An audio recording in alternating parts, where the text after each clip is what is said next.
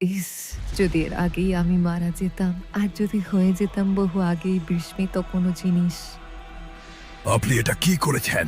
এটা কার সন্তান? কার সন্তান? আপনার লজ্জা করে না? মূসার ধর্ম ছেড়ে দাও, নইলে আমি তোমাকে মেরে ফেলব। আল্লাহর কসম, আমি কখনো অস্বীকার করব না।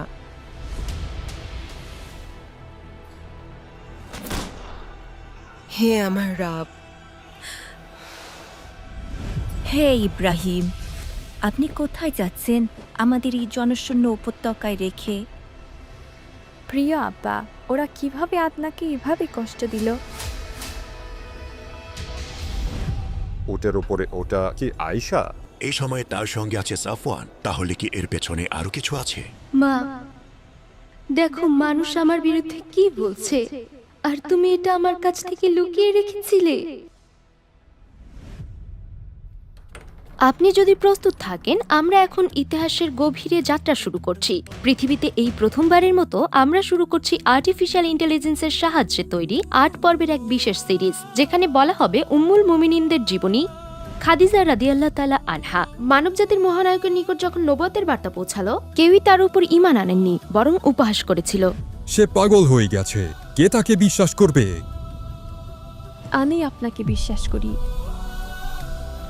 আর ইতিহাসের বুকে সর্বপ্রথম ঈমানের যে কণ্ঠ উচ্চারিত হয়েছিল খাদিজার হৃদয় থেকে, আর সেই ঈমানের বীজ বহু আগেই জায়গা করে নিয়েছিল সেই হৃদয়ে, সেই বরকতময় জননীর অন্তরে, যিনি আল্লাহর রাসূলকে এই পৃথিবীতে এনেছিলেন। তাই স্বামীর কবর জিয়ারতে যখন তিনি গেলেন, নিজের ছোট্ট সন্তানকে নিয়ে কেমন অনুভব করেছিলেন হৃদয়ে? ও আব্দুল্লাহ! ফেরাউনের প্রাসাদের অভ্যন্তরে জুলুমের মাঝে দাঁড়িয়ে আসিয়া আলাইহিসসালাম কিভাবে আঁকড়ে ধরেছিলেন নিজের ঈমান। নিজের ঈমানের জন্য তিনি কি কি ত্যাগে প্রস্তুত ছিলেন? ক্ষমতা, মর্যাদা, গৌরব, সর্বোপরি নিজের জীবনটাই। আর ফাতিমা রাদিয়াল্লাহু তাআলা আনহা, আমাদের প্রিয় নবী সাল্লাল্লাহু আলাইহি সাল্লামের স্নেহধন্য কন্যা, যখন আল্লাহর রাসূল সাল্লাল্লাহু আলাইহি সাল্লাম কাবার সামনে সিজদায় ছিলেন আর তার পবিত্র দেহে নিক্ষেপ করা হলো অপবিত্র বস্তু, তখন ফাতিমার ছোট্ট হৃদয় কিভাবে সহ্য করেছিল সেই বেদনা? হ্যাঁ, এমন মুহূর্তও আসবে যখন আমরা দেখব মরিয়ম আলাইহিসসালাম কিভাবে অটল ছিলেন এত ঘৃণ্য অপবাদ সত্ত্বেও, যা তার দিকে ছুড়ে দেওয়া হয়েছিল। হে মারিয়াম, আপনি তো সত্যি এক ভয়ঙ্কর কাজ করেছেন। আর এমন সময়ও আসবে যখন আমরা হাওয়া আলাইহিসসালামের সঙ্গে জান্নাত থেকে পৃথিবীতে তার যাত্রায় সঙ্গী হব।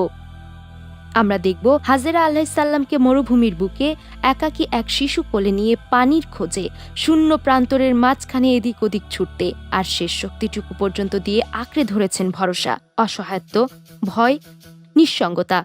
কিছুই তাদের থামাতে পারেনি, কারণ তারা ছিলেন জান্নাতের মায়েরা। আর এখন শতাধিক সহি ইসলামী সূত্র অবলম্বনে প্রস্তুত আমাদের এই ধারাবাহিকে আমরা অনুসরণ করব ৮ মহিষী মায়েদের পদচিহ্ন, দোয়া ও আত্মসমর্পণ, তাদের সেই অমূল্য জীবনগাথা। শুরু হচ্ছে সেই জান্নাতের মায়েদের গল্প।